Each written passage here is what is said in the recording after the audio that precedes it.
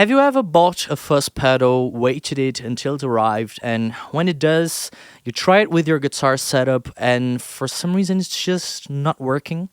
Well, today we're going to talk a little bit on how to use different fuzz pedals for shoegaze, alternative rock, indie rock setups. So let's start our video talking about what pretty much is the most famous fuzz circuit around, I guess, the Big Muff. Yeah, there are many different varieties of Big Muffs, and in shoegaze music, I think this is probably one of the most useful fuzzes to have around because it's kind of a gateway into fuzz. So probably if you're starting out playing fuzz pedals for alternative rock or whatever, I think that when you walk into a guitar center or any guitar store of some sort, the Big Muff is probably the first pedal that they're going to try to show you because it's so iconic.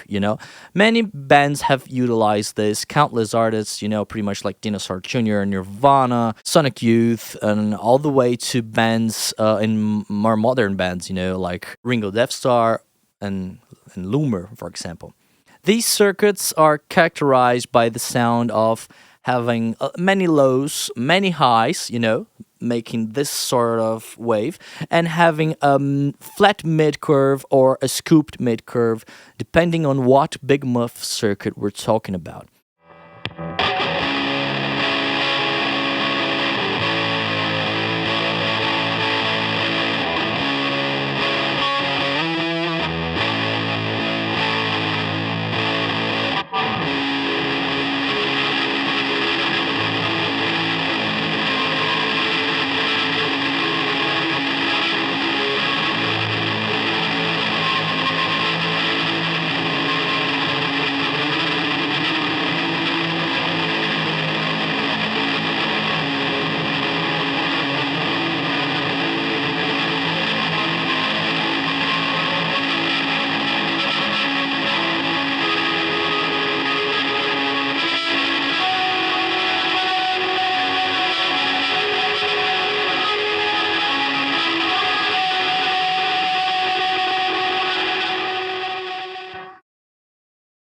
There are many different varieties of Big Muffs, and if you want to find a variety that fits your sound, I can recommend using the Digitech DF7 distortion factory because it has a Big Muff model in it that's based on the New York City Big Muff, but it has a parametric EQ that controls the mids. So with that, it makes it a very versatile Big Muff circuit, and you can emulate the EQ that's present in different Big Muff models, And now let's get into how would you use this pedal in a pedal board setup for these genres we mentioned, right? I think the most common way to use a Big Muff is to play a rhythm section that you want to make, to stand out to the crowd that you're playing to, or, in a recording, because the Big Muffs, they can sound very heavy depending on how you use them. And if you put reverb in front of them, it kind of creates a very, MBV style signature sound for shoegaze that's very popular among bands nowadays. So it's a very common pedal to see because of that, I guess. It's pretty versatile and you can create lots of different sounds with it. If you turn down the gain, you can go to different vibes, like I mentioned, like Dinosaur Jr., for example.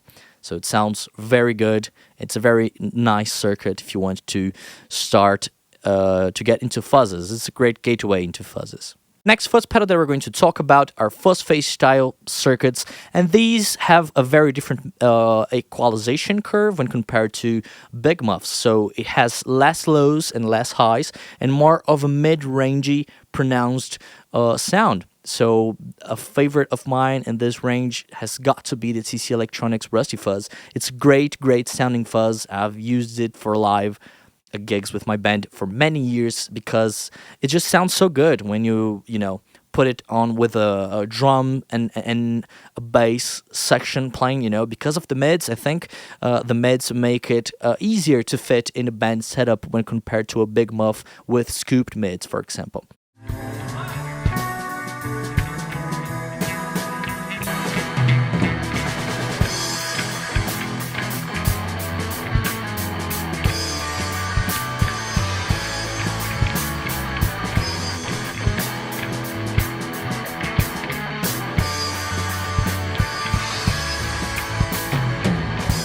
Remember that I said there are big muffs that don't that break this mid scooped curve, but fuzz phase circuits in general have a lot of volume on tap. I mean, more modern fuzz phase circuits like the TC Electronics Rusty Fuzz, and they sound great with a band. They have a very characteristic sound and often are very used to play rhythm sections that you want to have a little bit more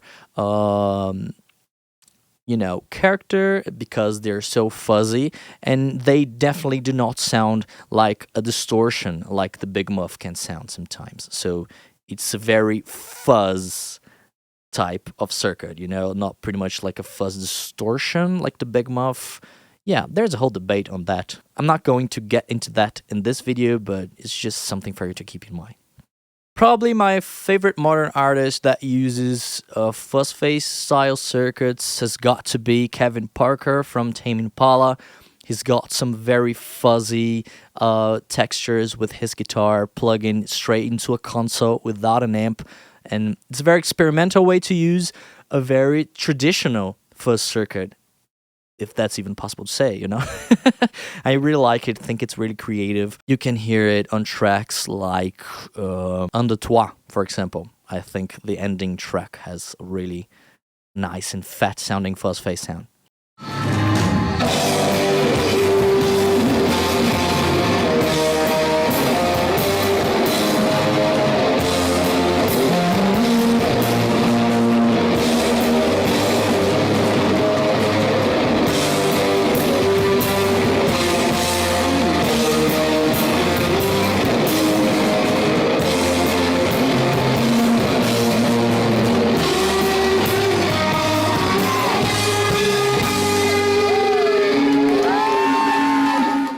Now we're going to start to get into weirder type of circuits, and yeah, probably the one that stands out the most in this category of fuzz, if we can call it like that, is the super fuzz style circuits. And yeah, you've probably heard about the Behringer Super Fuzz SF300, which itself is a clone of the coveted Boss FC2. These are based on the legendary Super Fuzz by Shinai made in the 70s. This is a Japanese fuzz that has a lot of hair, It's very in your face type of sounding. It's got a lot of gain on tap, and yeah, I think a typical use for this would be, also to fatten up your guitar sounds, but, you can also use it to make your leads stand out a little bit more. And I tried adding gated reverb in front of my Behringer SF300 in a video, and I think that it sounds amazing. It's a sound I haven't heard in many records. Probably people are using pedals that derive from the Super Fuzz circuit or the FY2 fuzz circuit that is also in this category. But used with gated reverb, I thought it sounded awesome. Check it out.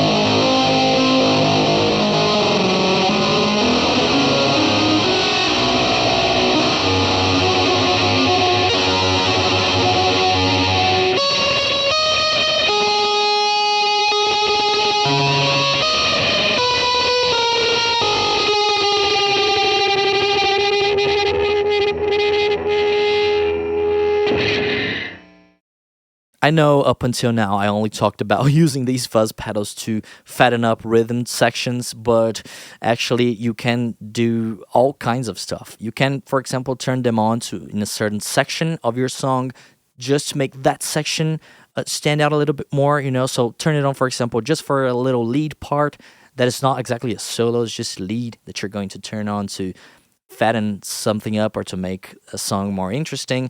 There are many different ways to use it, and I think the best way to learn to use them is by listening to your favorite artists, and trying different stuff like they did. Yeah, these fuzzes have very interesting octave sounds that can really make your guitar go into complete sonic bliss, and it's very, very useful to create different soundscapes, indie aggressive soundscapes for your music. A Ringo Death Star is a really nice example that I like to mention and talk about. Their guitar player have recorded, on the left.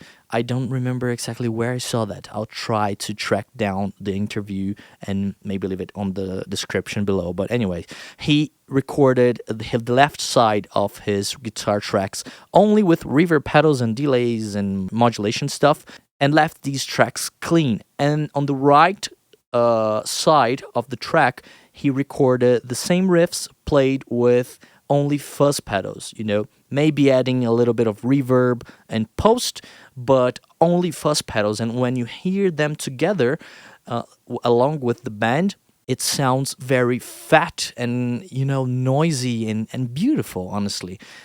It's a genius way to record something completely new, I haven't heard of anyone that used these techniques. Probably the father of the genre, if we can call him that way, Kevin Shields. He was probably the one that experimented the most with fuzz pedals on the yesteryear and in the beginning of the 90s and late 80s.